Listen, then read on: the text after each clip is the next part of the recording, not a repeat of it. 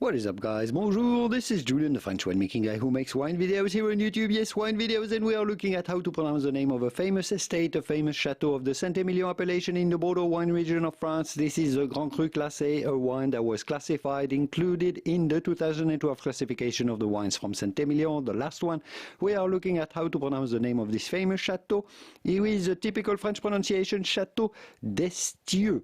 Yes, the X at the end of Destieux is silent, so we do not say Destieux or anything like that. I know it's not easy. Destieux with the famous E sound from French at the end. Château Destieux. Château Destieux, I guess in English or American you could say Château Destieux. Château Destieux.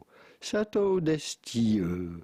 From Saint-Émilion, Grand Cru Classé. I hope this video was useful. If it was, give it a quick thumb up before you go to support my work. And here are videos if you would like to learn more about all of the wines from Saint-Émilion, all of the top estates in the area. I'll leave you to it, and I will see you soon in the wonderful world of wine. Au revoir.